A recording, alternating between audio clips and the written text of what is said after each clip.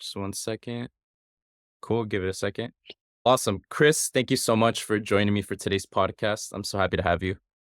Yeah, I'm really happy to have. I know we connected over the summer, and I'm really happy to. I love sharing and connecting with creators and influencers, and really passionate about personal development and success. And so I'm happy to dive into the conversation. Yeah, it's a funny story how me and Chris met.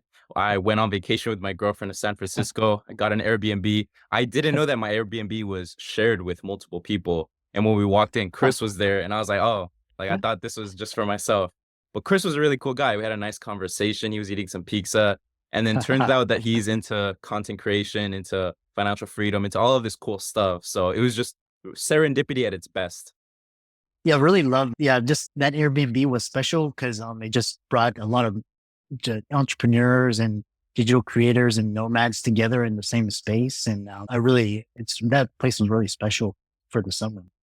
Yeah, I specifically picked the Airbnb because the lady was into yoga, into spirituality. There was yoga mats. When we got there was cool books on stoicism, Ryan Holiday, just a bunch of like spirituality books. So I was like, this is like the perfect Airbnb in San Francisco for me. I don't know if all the Airbnbs are like that, but she was cool. I Yeah, loved it there. yeah, yeah, awesome. So to dive deep, first off, Chris, can you share with the audience kind of your origin story, your backstory into, I know you have a financial freedom podcast. Can you dive deep into that, in who you are and what's your story? Yeah, I grew up in Texas, and my parents. I'm son of immigrant parents, and they came here and for the to set the stage. Asian culture, you either become a doctor, a dentist, lawyer, engineer, some professional, high income, and so I'm on the cusp of Gen X and a millennial. I grew up during that era. That there was like we had telephones, you had Blockbuster, all these things. We didn't. The internet what came when I was around 18. Back then the mantra was go to school, get good grades, get a good education, get a good job, save, invest, retire early. And then all of that changed when the internet came, and it really changed after 2000. The main turning points for me were like 9/11, all these corporate scandals with Enron, WorldCom, these CEOs, and the financial crisis, and then COVID, obviously.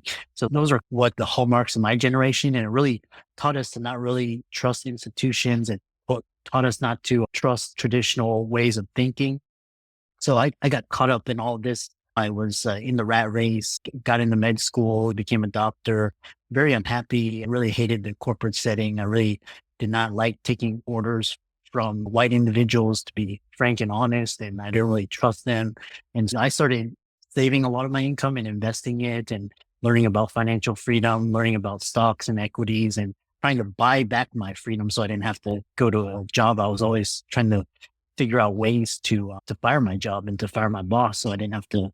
I could be my own creator. Long story short, age 29, I was able to get financially free, and then eventually I was able to quit my job, and I started traveling the world, meeting individuals such as yourself, and meeting just influencers, people just on the cutting edge, YouTubers, Instagram influencers, casters, public speakers, people really making a difference, entrepreneurs, starting companies, creating world-class cultures, teams, changing the world. When those things come to mind, it's like Airbnb, Uber, Lyft, all those things. And so I decided to start become an influencer myself. And originally it was by speaking and consulting, coaching, and eventually during COVID, when the whole world shut down, I started a podcast, and that was just to buy my time. And by the time the world opened back up, my podcast had grown significantly, hundreds of thousands of downloads. And so that's this year and last year, I really decided to double down on that. And it's been really awesome. So that's my story in a nutshell. Chris, that's like a beautiful Yeah. story. What I resonated with was how the mantra back in your day was go to school, get good grades, get a good job, then save your money, invest it, and then you're happy. And I don't know if you heard of the book, The Millionaire Fastlane by MJ DeMarco. It's an entrepreneur book, and that's what kind of it teaches you. And that's the kind of the story that I've been living to this day, where in my life, my family are also illegal immigrants. They came here, they worked shitty jobs so they can give me the opportunity to follow that set script, how Mhm. he explained it. But then when I was in high school, Like when I was graduating, I was entering college, I realized like, "Ah, I don't like college, I hate this stuff." And I started reading some like finance books of these topics, and my mind like was exposed to this whole world of business and entrepreneurship and podcasting and content creation, and that this could be a viable option to make money. But no one believed me. No one thought like this was in the world that I live in, my small world of my life, no one believes in this stuff. Like they think it's fake. What do you think about that? Yeah. It's interesting because, when you said that, it really brought back memories of my past life. And really, because there was actually no opportunities besides like to succeed. You either got a good education, you got a good job. That was how you succeeded. There was not the internet. We did not have social media. And now there's this whole new world. We've got AI now, and it's for millennials and Gen Z and Gen Alpha. It's been awesome because now we really see that kind of school education is really poor and it's suffering. And it really doesn't prepare you for what's coming. And even entrepreneurs such as Elon Musk, I'd rather hire somebody with these awesome skills versus someone with an expensive pedigree. That was your generation and is really blessed to have all these tools. It's just how you put it together and your ability to create a brand and create an audience and to be able to influence and impact. So that's kind of those things that the way to make it in society today is actually, I mean, you have the traditional routes, but those kind of are going away because you don't have, like my grandparents, they told my parents to social security is going to save you. And then when my parents realized that wasn't going to save you, they were like, oh, jobs, get a good job. 401k, all the pensions, all these things. And, my generation is like, these things don't exist anymore. Cause like, even if you invest $1 million in a 401k, you at 3%, that's $30,000 a year. That's not enough to live on. That may pay for your rent or maybe your food, but that's not like 30,000 a year is really not enough to really survive and thrive. Yeah. It's this, just these new paradigm shifts and now also education too. I know, there's a lot more people. They're like, I'm not going to pay to go to education when it's just putting me in debt and it's not going to help me find the job or help me succeed. I'd rather go out and use social media platforms and to collaborate and create things of value. So that's how the new generation is thinking. Yeah, extremely. My mindset. I originally like to dive in a little bit into my little story. I started making YouTube videos, content creation, without knowing about this whole world. I just wanted to make videos to share what I was learning, which was funny. And then started making some videos. I was going to school at the same time. Spring break comes, and the whole spring break, instead of partying, having fun, going to the beach, I just made videos the whole week. And at the end of the week, I had to wake up Monday at 8 a.m. to go to class. And thought to myself, I would rather just wake up and make more videos. So I took a huge risk. I didn't tell anybody and I just stopped going to school and I just dedicated myself to YouTube for a whole year. But of course, throughout the journey, I realized maybe I do some parts of school, maybe I don't like so much of YouTube. And now I want to merge them together and make like a hybrid. And that's what I'm trying to do now. Yeah. It's really wonderful because I always believe like education because I always loved going to the library, being surrounded by books. I see those books in your background. I've always been curious. I've always been thirsty and hungry about just improving myself. And the beauty of now we've got YouTube and education is actually it's free and you can get world class education. There's Khan Academy and just I love this idea because when I was growing up in your path, you're following the same paths. And like a lot of my friends, they were partying and chasing girls and alcohol and drugs and all this. And I was like, I don't want to do that.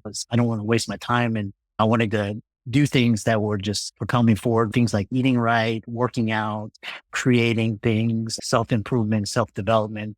Those are the things that kind of resonate with me. And then obviously I learned the value of networking and just building quality relationships and just people that help you succeed and propel you forward. Yeah, I really loved what you did. Thank you. I want to dive a little bit deeper into kind of how, let's say you're giving, because I know you do consultations. Let's say you're talking to a 21-year-old like me, and Yeah. we're in college, but we're exposing ourselves to a podcast like yours. We're reading books like The Millionaire Fast Lane, Unscripted, The 4 Hour Work Week, where it's our first time hearing about this stuff. And we're like, how do I get started on this? I know that getting started on the business stuff is probably, it's such a mirage that you don't know. What would you tell me like first couple steps. Yeah, it's a great question. You're already ahead because you're already starting to read things. The book that really changed my life, the book that really was Rich Dad Poor Dad, which was he was talking about all the things that were changing and just like this collision between the industrial and the information age. So that really helped me. But like I said, the school is like a safe. It's like a safe ground. It buys you time because it's a great way to connect. It's a great way to socialize, to learn proper social skills, get a decent education. And it's like you have 4 years college to you basically buy yourself 4 years. And basically during those 4 years, really invest in yourself, eat right, work out, learn about business, start a business. It's really easy to start a business now. You can do blog, you can YouTube, there's social media, there's a podcast. You can do online consultations. I know like fitness, diet, I know a lot of female colleagues, they use their beauty to promote beauty products. There's so many different ways to do things. You can do affiliates, you can write a book, you can create a course. There's so many different things. So do something that that you can manage, you can build a brand and monetize your content on top of your education. So I think that's like the starting point. And like a corollary to what you were saying is like during spring break, you were on YouTube and you were actually creating content. And there's also an important distinction because a lot of people on YouTube, but they're like consuming it. They're like learning and things. Actually go on the YouTube or Instagram or Twitter and actually create things, produce something, build a brand, build a connection, share ideas, create something that, that is on these platforms. And if you do it consistently over time, you start to build a following. And from there, you can build an audience and there you can promote books. There's so many different ways. So that's the one thing is get on social media and start building a brand presence and like a business presence. What is your one expertise of skill? Is it fitness? Is it nutrition? Is it exercise? Is it self-improvement? There's so many niches. There's so many people, influencers, coaches talking about how they, with different experiences, and how they can help. That's the one piece of advice I would say the starting point. So you really like the social media kind of business approach. That's like what you would say is like for a starting newbie, like someone in college, maybe has an expertise of the gym, like they love the gym. That's like what you would tell them to do, like just start an Instagram or start a YouTube and then start there for business. Yeah. Oh man, the reason why I say social media is because basically almost for free, you have the cost of a cell phone and basically it's going to cost you your time, but basically you have instant access to over millions of people instantaneously with the push of a button. So that's why social media is so powerful. And like I was late to the social media game and I realized like how far behind I was. So I had to bust my ass to catch up and like I'm there, but I still have, a long ways to go. There's like YouTubers that started like 10, 15 years ago that have like hundreds of thousands of followers. They get tens of thousands per month from their videos. So that's the reason why social media, it's not just like cat videos. It's very powerful if you can deliver a message, a brand message, and you stay consistent and you can build an audience, you can monetize that. That's how a lot of people such as yourself are bypassing the traditional ways and actually flourishing. So I know a lot of people, they did what you did. They felt that school wasn't for them and they monetized their fitness or their passions and now they live anywhere. They control their time, they control their income, and they actually make more than actually a traditional 9 to 5. So that's where I would advise you to start. The other thing is, for example, if like school isn't for you, like a lot of times school is not for people. So I know people like they babysit or they drive for Uber or Lyft in their spare time. They wait tables, the bartenders, all these things just to make so they can pay the bills so that they can really focus on their passions. I know people do that as well. So that's another option. Yeah, that's an option I'm currently living right now. So just to compartmentalize it, the YouTube is like the dream. That's the vehicle I want to be the business to free me. But then I Yeah. have school where I want to specialize in mental health because that's one of the main themes of my channel. I love mental health and I want to bring that to everyone. So it'd be cool if my thought process, and this might be turned into a consultation where I want to be a psychologist and just have that status and credibility. So when I make mental health Yeah. content, it's "Oh, okay, this guy's a psychologist. I'll trust his content." That's my thinking right now. Might Yeah. change in the future. And in the meantime, I'm 21, I have bills, I have to pay rent, I have to take out my girlfriend to dinner. So I serve, I'm a waiter. So that helps Yeah. me funnel and fund my life currently. Of course, trying to be financially responsible and not spend a bunch of money. That's my setup right now in my life. And it works as a 20-year-old. Yeah. And that's perfectly acceptable. You're making a living and then you're progressing. Like, I always thought of, I never compared myself I always thought, what is the next step? How do I get my footing in? And what is the next step? That same thing with financial freedoms. If you're making an income, save some of that income and just what I call it's called dollar cost averaging. And so just whatever your income is, 10 or 20%, always have some savings. So that way it's almost like if you think about a bear in hibernation or a squirrel, you look at any animal, like during the winter time, they're actually going and they're storing food for the winter time. So we need to do the same thing with money. You spend it on what you need, but you save some of that. So in case you need that in the future for future savings. And then the problem with just saving pure is that, because of inflation and because of the devaluation of the dollar, you have to put it into things that are keep up. Stocks are really good, very solid companies such as Apple, Amazon, Google. All these companies are very solid over to 10, 20-year horizon. That money that you saved and invest will keep up with the cost of living. So A question I want to ask is what advice would you have for someone that like to become more financially responsible? Like we're reading these finance books, we want to be better with money, but we just have like yeah, bad habits with money. Maybe like a book recommendation or just something where this is something I struggle with where I have a goal yeah. right now where I want to save 2K so I can after invest a little bit into YouTube gear. I want to buy some Yeah. lighting, some new mics, but then after continue saving just to have a nest, like a emergency fund, but whenever I have some money in the bank, then I just Mhm. splurge it on a vacation or like going to Airbnbs or going to San Francisco. So what can I do? What can we do to improve on that?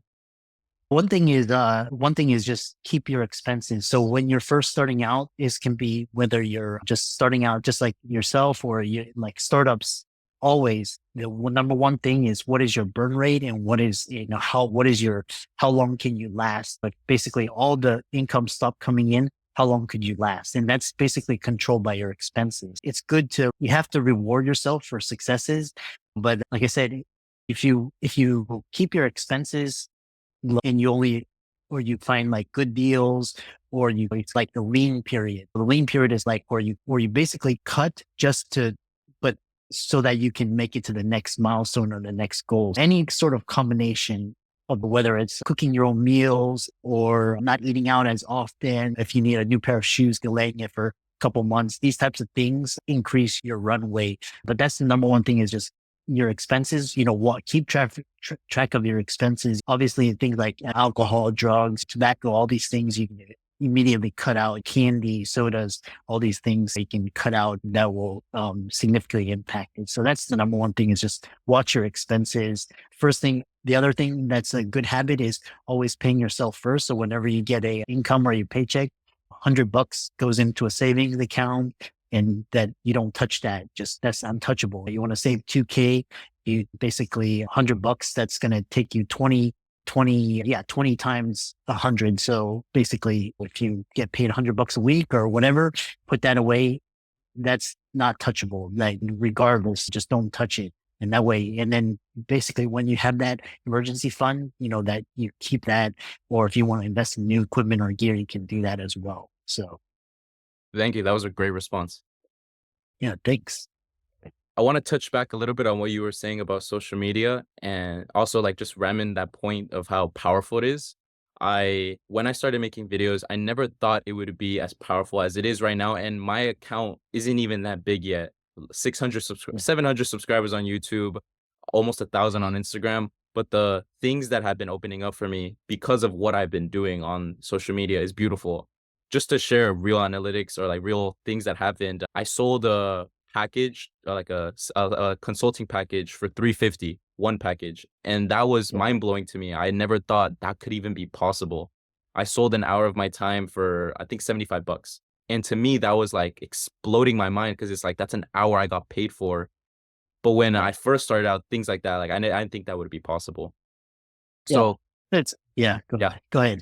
Yeah. So let's say I follow your first step of advice, which is okay, hop on social media. I make an Instagram account and then start sharing my passions. I'm into fitness. So I start just making fitness content like crazy.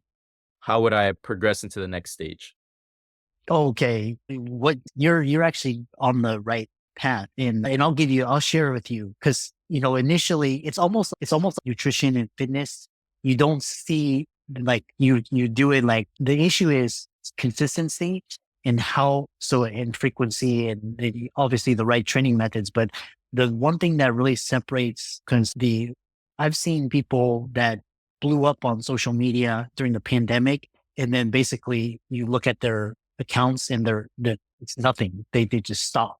But then you look at people like that started slow and they just kept going up to now and they're like killing it. Now they have 5, 6 figure businesses. And like, so the main thing is consistency. And, I'll also share with you, for example, like my YouTube was just throwaway channel. I was just actually trying to figure out a way because I was like, yeah, YouTube, but it's hard to grow on YouTube. Your videos have to be really good. The sound, the lighting, your guests have to be really good. The SEO, everything, like thumbnails. It's almost like if you grow on YouTube, it's like legit quality stuff.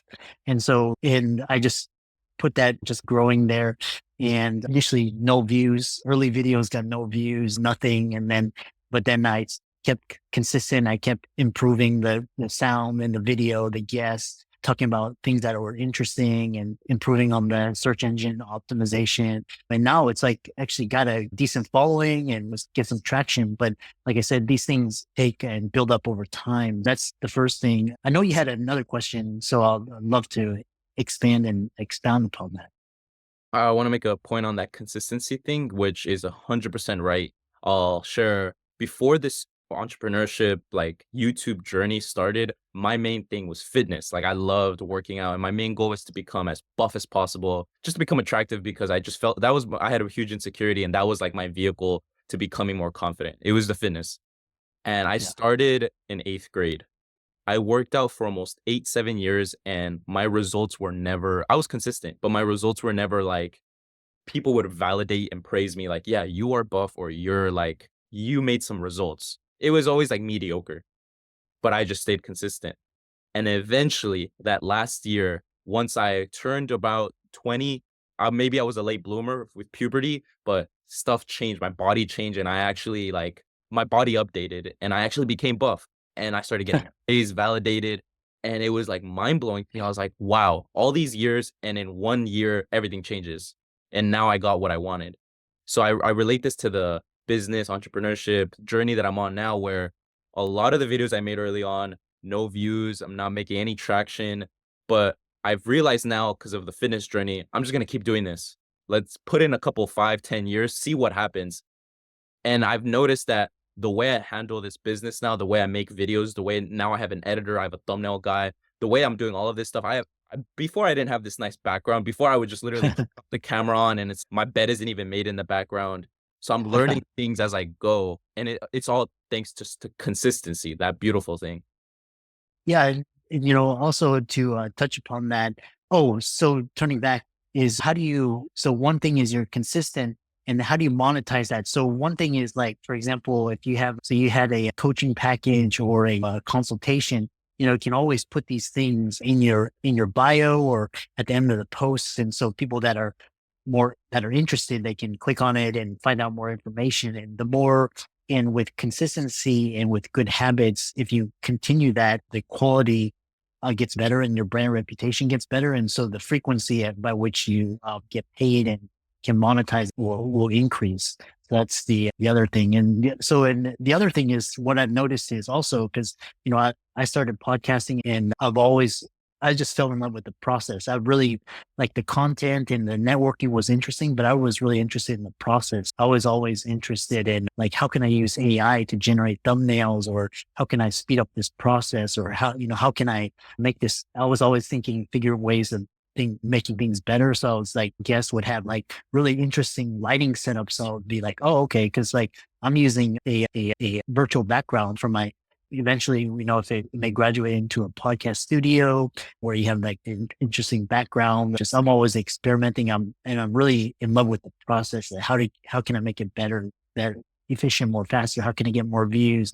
How can I use AI? So that's what I'm in here for. So Very true too. That's a very good point. Would you say that if you're gonna enter the social media game or this game in general, that picking a right process that you're gonna stick to is like a right idea? Let's say you love talking to camera, making videos and stuff like this, but you make yourself a blogger and you force yourself to write, but you hate the writing process. Is that what would you say to that? we'll find out like me, like I have a blog. Sometimes, like for example, I can put out like tons of YouTube and audio content per day. Like it's I'm in the flow and it's like fun for me. And I have a blog just to have it. And like I take the content and create a blog post out of it. But like I can only create one or two blog posts. After that, it really drains me because it just the amount is just a little bit more slower. So just find out like what your natural talent is. And because I know, for example, if it's YouTube, then just focus on YouTube or podcasts, or because I know a lot of, a lot of fitness gurus and guys, they're on Instagram because use photos. That's the easiest thing, photos, and go where your audience is, go where you can monetize it.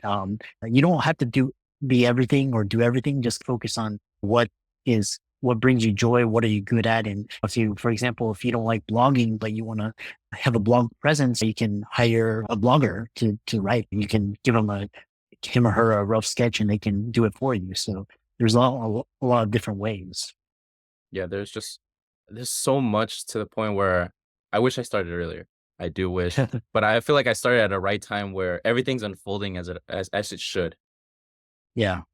Yeah. And like I said, I alluded to, I was late to the social media game because I didn't start social media to 2016. And back then my cohorts, they had already amassed, like some had 10,000 followers on Instagram. And I was like, what's this Instagram thing? What is it? And they're like, oh man, you can use it and you can get clients, you can market. I'm like, oh, and I'm like, how does this work? And it took me a while. It took me actually 4 years of playing around until I really, the COVID. And I was like, oh, I need to be on social media because that's where everybody is. It's almost like being on TV or radio.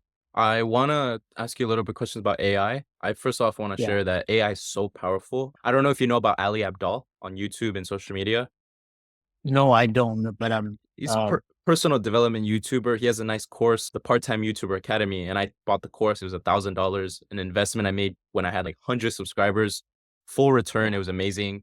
And he recommended how powerful AI was. And I wasn't really into it.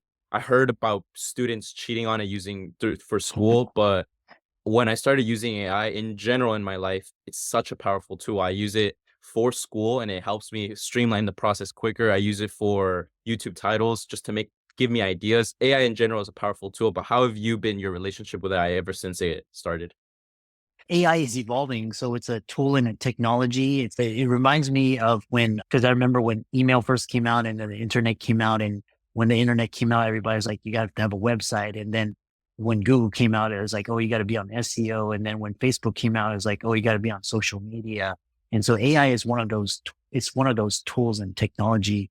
So, and it's like I said, I know a lot of people in the beginning were just using AI to replace the work, but now it's actually, you have to use AI in conjunction with human creativity and ingenuity to produce really good stuff. And like I said, it's almost like it can be an assistant, it can be an editor, it can play so many different roles. It can give you ideas, it can give you rough drafts very quickly. So, for example, I've been using AI for about 2 years now. And before ChatGPT came out, I had editors and I had a team and all of this. But AI is really, it's basically allowed me to scale quality content as well as scale in quantity. It's much faster than, like I said, I was always trying to figure out ways to improve the process. And I was always trying to streamline the process. Like, how can I make this better and faster? So AI has really helped. Like, for example, 2 years ago, it would take almost like a week plus to get one video out.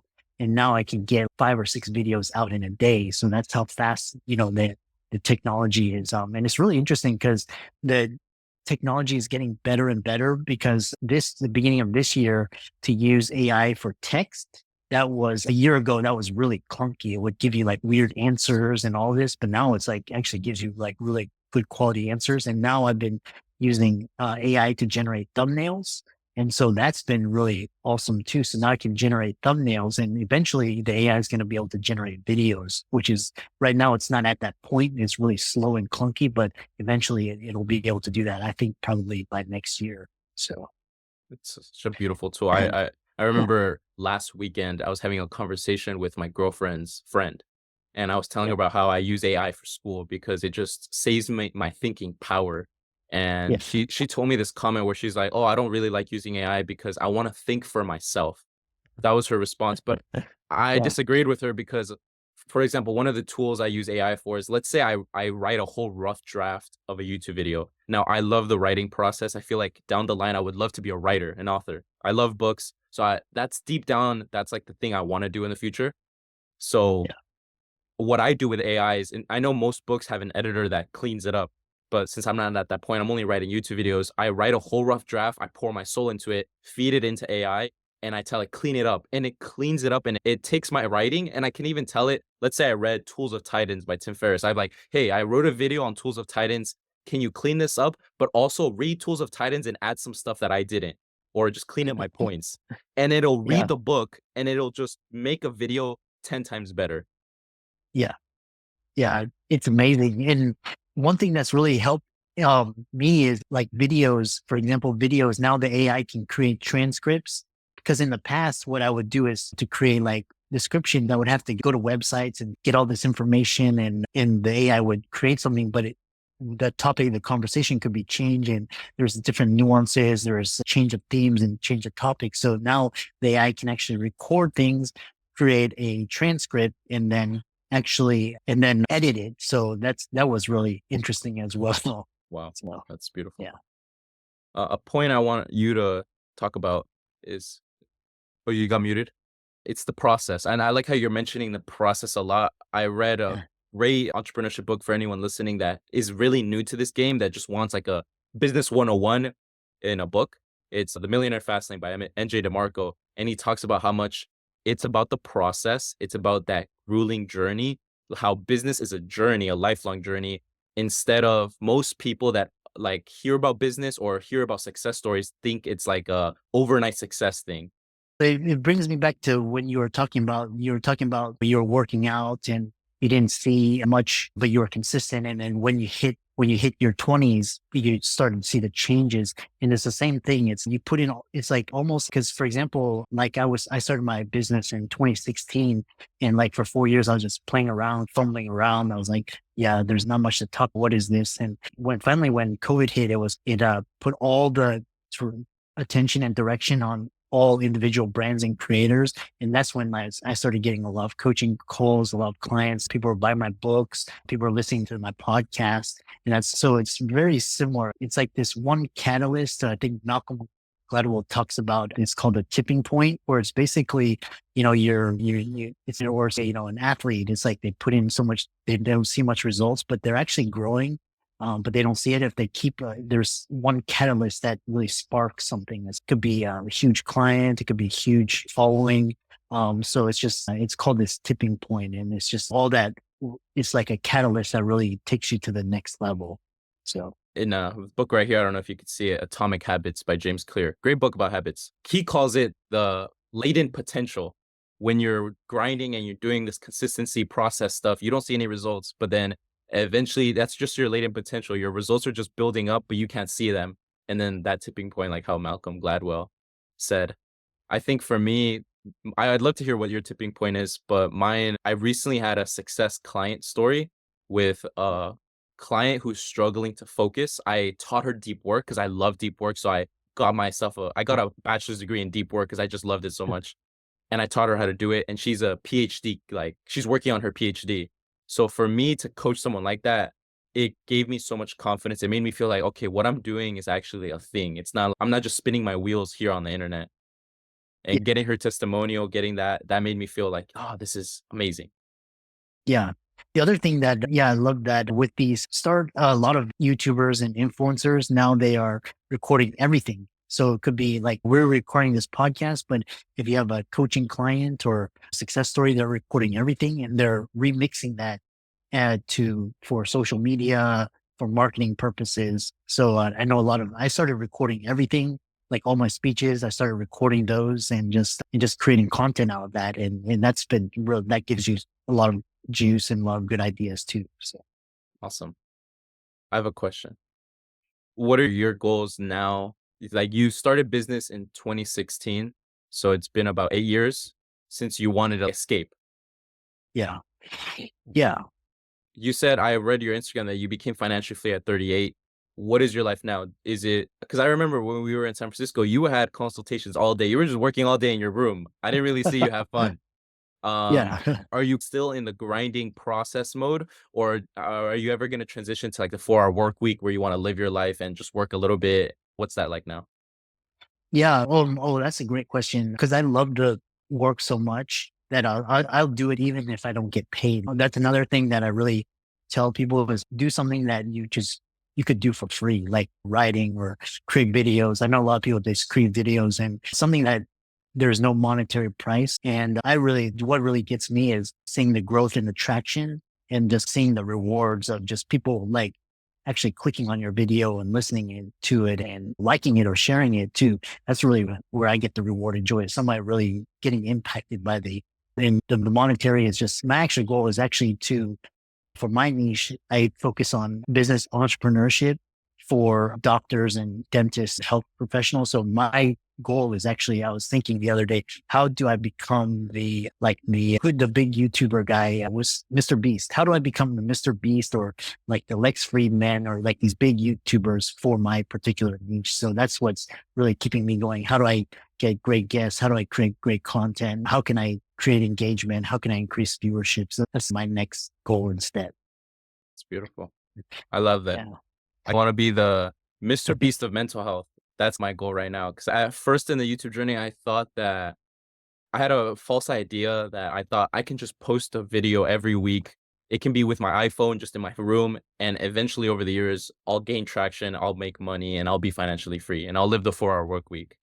I thought I could do that, and that was maybe it was because I was still young and I'm still growing. I'm only 21 years old, so I realized, "Oh, wait, I actually need to be successful, and I actually have to put in a little bit of work for this to actually work. I need to have a nice room. I have to have a nice lighting. I have to have a nice mic. I have to put in effort into this." And that was a sobering reality that I didn't like, but I'm starting to come to terms with. Yeah. Yeah. Like I said, it takes around, I would say around the biggest brands, like in my niche, the biggest brands, it took them 10 years to become big brands. And they were like again, it was just all habits and consistency. And eventually it was like investing in new equipment, investing in new software. Eventually you'll hit a point where it's like during the process, it's like in order for your channel or your brand to grow to the next level, you have to invest in something. Maybe it's a virtual assistant, maybe it's an editor, maybe it's software. These things for the audience listening, it's not an overnight thing where we were talking about. It takes something at least 5 to 10 years of just pure work ethic to actually get something of meaningful value and tractions. Would you say if you could like sum up the business journey, it's you start and you're just playing around for 5 years, trying to like tinkering with everything, figuring this stuff out. And then the next 5 to 10 years is actually like, all right, I figured some stuff out. Now you dial in. Is that kind of what this all really is about? Oh yeah, yeah. So again, I'll give you an example of it's particular YouTube. And so YouTube, I was just first thing is I was like, yeah, I could put a video a week, and I'll get 20,000 subscribers or whatever. And I was like putting a video a week, and then nothing was happening. And I was like, oh, what the hell? It's just hard to grow. And then I started just basically just taking stuff from my podcast and putting it onto YouTube. I'm like, and starting to see something. First, I would struggle for one subscriber a month in the beginning. And then I would struggle. Then I would see myself getting one subscriber a week. And then I would say, and then I would be like, and then I was just playing around. I was just, how do I use Zoom? How do I play with the lighting? How do I play with the audio? All of these things, how do I get better guests? And then eventually it was like, how can I use AI to edit out the ahs and the ums and the awkward silences and the pauses? How can I make everything better? And then now I'm getting like a couple subscribers a day. So it's just playing around. And like I said, from 2016 to 2020, I was just actually struggling. I was like, what is this social media thing? I don't understand it. What do you talk about? I see all these pretty girls with 100,000. I'm not a pretty girl. Or these buff guys, six packs. I'm like, Like, I can't, that's not me. So it's just playing around. And what is your just tinkering, as you call it? That's really what this whole journey is about. 2019 is when I got the idea to start a YouTube channel. I always say this. I was at the gym with two of my friends. I was like, "Hey, I want us to do a YouTube channel." I waited 2 years until 2021 to actually make a YouTube video because the phone I had at the time, the speaker didn't work, so you couldn't hear me when I recorded. So I used that Yeah. as an excuse to not make a video. Then 2 years later, I upgraded my phone to this phone right here, which I recorded like about 200 videos just with this phone, and I made my first video after that. And Oh, then nice. those videos were just horrible. They were just me like this, "Hi guys, go meditate today." But I made like about 200 videos with that, and then I upgraded to the camera I have now, this camera right here. Oh, So, nice. a lot of tinkering. Yeah, I've noticed because I've actually seen your YouTube channel. And I've noticed because I've seen the earlier videos and I've seen like the videos now, like the lighting is and the sound is really good and like the qualities and then the guests talking about and I noticed that like your descriptions and your titles are more enticing and I'm like and I actually and just enjoy listening to the guests and everything. But yeah, keep it up. Thank you so much. I don't wanna sound like I'm giving you a sales pitch, but I would really recommend the Part-Time YouTuber Academy to you listening and to anyone else listening if they wanna make YouTube, they wanna do the YouTube game for business. Yeah. But of course, there's so many Yeah. other, vehicles, I would say. Yeah. YouTube is one of the I think one of the best media channels because I've been on Instagram, Twitter. I think YouTube is one of those. If you can build something on YouTube, you've got something really powerful because it's really hard to grow on YouTube. And so basically, if you're growing on YouTube, you're doing something correct. I think YouTube is beautiful. I have cousins of mine who are also in this game, but they're TikTokers and Yeah. Instagrammers. And Yeah. we always debate and argue about because I put so much effort into the YouTube. They're like, "What are you doing?" Like YouTube's dying. They have a belief where it's like YouTube's for old people or no one's on YouTube. But they don't see that YouTube's the second largest search engine aside from Google. We're in different niches. They make like entertainment content. It's still valuable content. Like one of my cousins is really into running and he's making an Instagram for run clubs. That's something that's trending right now. And he's motivating people to start exercising through his content on like shorts. So I'm like, okay, I had this belief where anything that's a TikTok isn't valuable or anything that's a short video is not valuable. I have that very Yeah. dogmatic where you need to watch a 1 hour lecture or a podcast to actually gain some value. So I'm trying to get over that. But I think Yeah. YouTube is like such a powerful one. It's one, and I like it because it's one of the harder ones because you need to understand cameras, lighting, you need to understand editing, thumbnails. Compared to Instagram, anyone can hop on Instagram or TikTok and just record a quick video with their phone. Yeah, YouTube really take if you like if you can really have a media presence on YouTube, it's really like I said, you have something of value. And again, also I know a lot of successful TikTokers like because that's their audience is like you're talking about entertainment and it's like short form and that's their niche, that's their content. But really, like I said, just go where your audience is, go where your interests, where your talents, where your passions lie. It's very true. A couple of months ago, when I was still tinkering, I was making blog posts. And I loved making blog posts. Like blogs are my favorite. If I could just be a blogger and make money, that would be amazing. I love writing, but no one, 20 people would read it. No one was reading it. And it's so hard to make it into the blogging like sphere to actually make it a big, but I realized everyone's watching content. Everyone's driving and listening. People always tell me, friends of mine that watch my videos, they're like, dude, I listen to your video while I work my security shift. When I'm doing an all-nighter, I just listen to you and your guests. So I realized, no, people are listening to stuff right now. As much as I love reading, you might love reading, people are not reading. Their attention span's not there, unfortunately. Yeah, I think that I heard the trend, which is why, because initially I was writing books, and then basically after that, I was like, all the attention is on videos and audio, and so I was like, then I want to make a digital course, and then everything changed to courses, and then now it's like now everybody's on YouTube and podcasts as well. Podcast is actually for anybody wanting to build a brand. Podcast is still a early a niche to be in but the people that are listening to podcasts is growing. It's like early days of YouTube and early days of Instagram. So if you want to build a podcast, you can take your YouTube stuff and put it onto a podcast as well. So podcast is a really great way. So Awesome. I want to ask you one last question before we end off.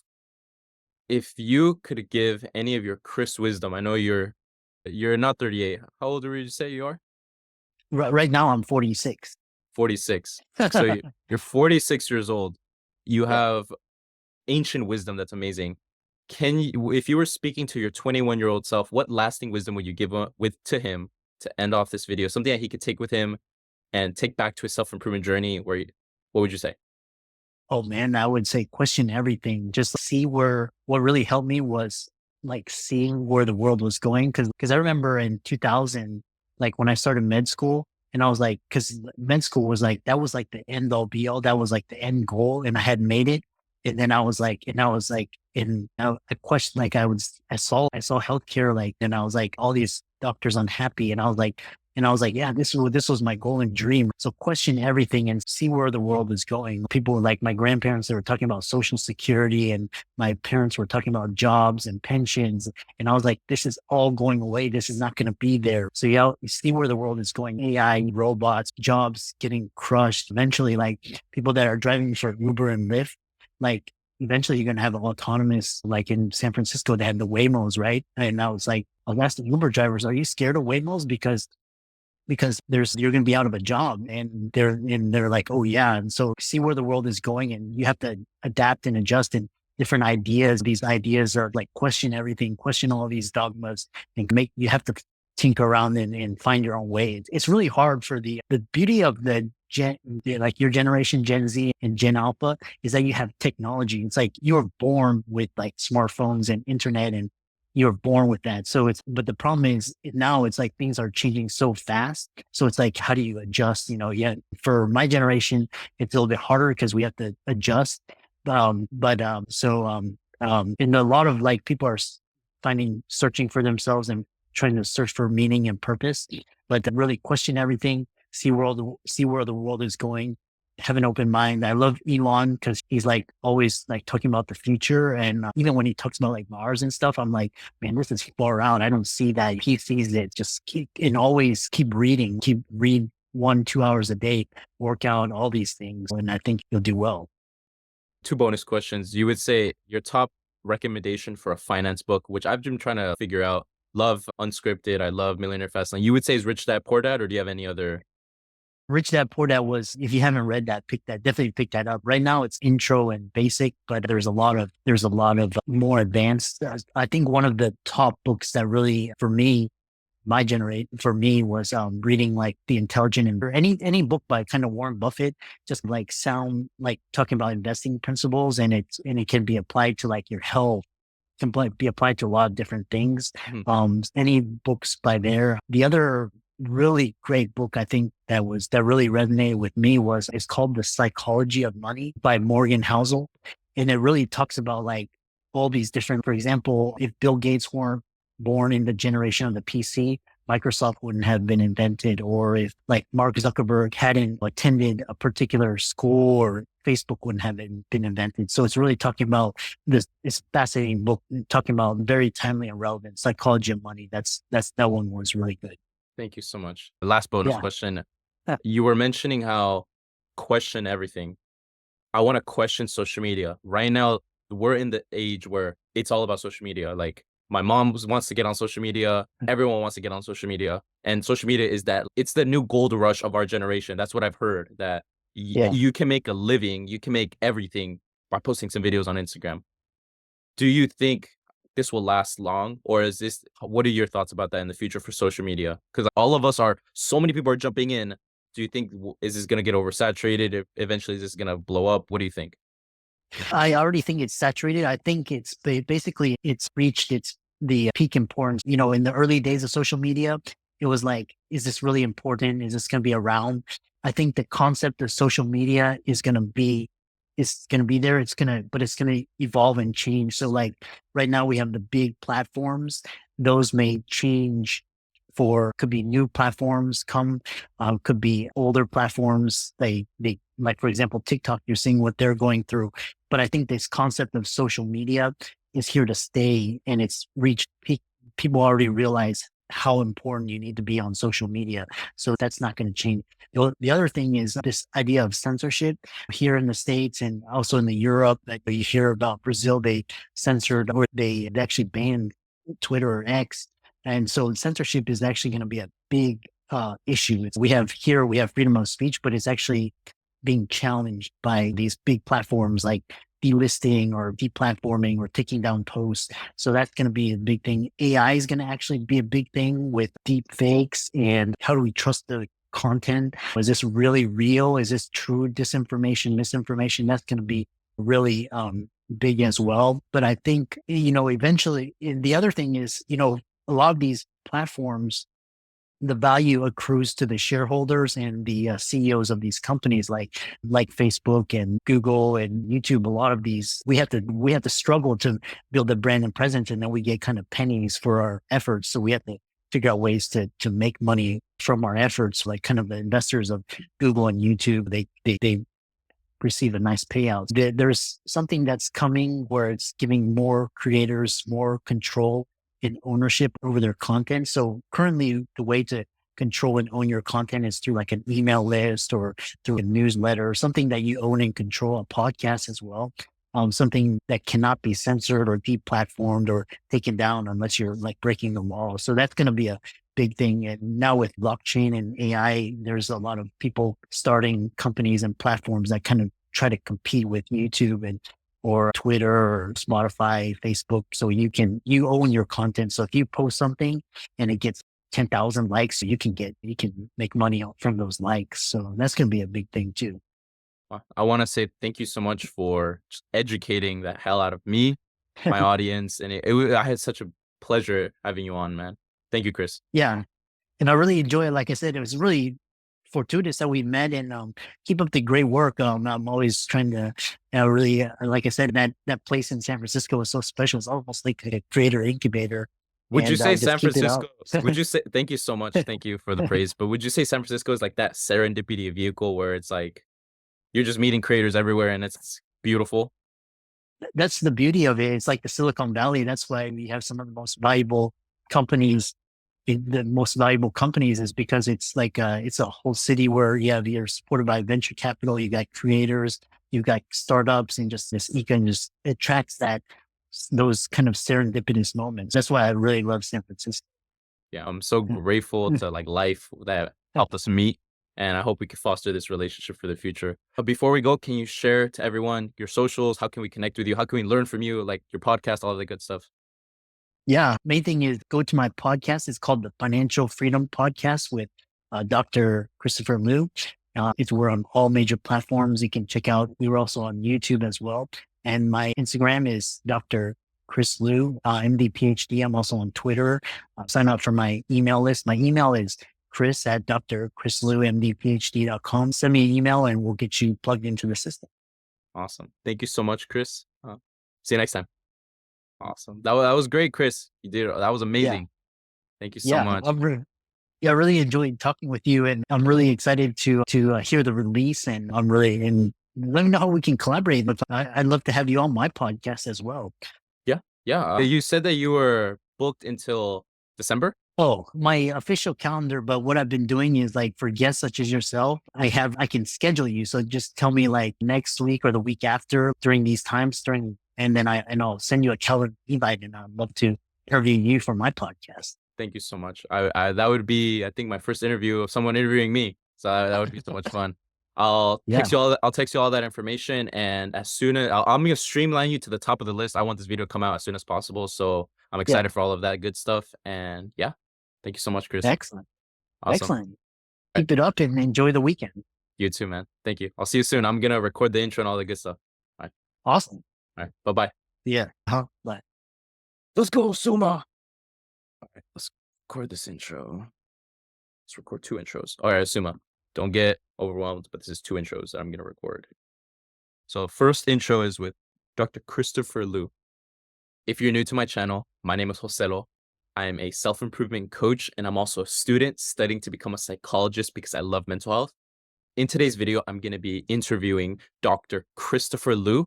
He was a doctor, but he's also become a podcaster, social media influencer, and he has the podcast, the Financial Freedom Podcast, specifically for physicians, doctors, dentists, because he was able to escape his 9 to 5 and become financially free. And he now teaches that to doctors who are also struggling to escape their 9 to 5.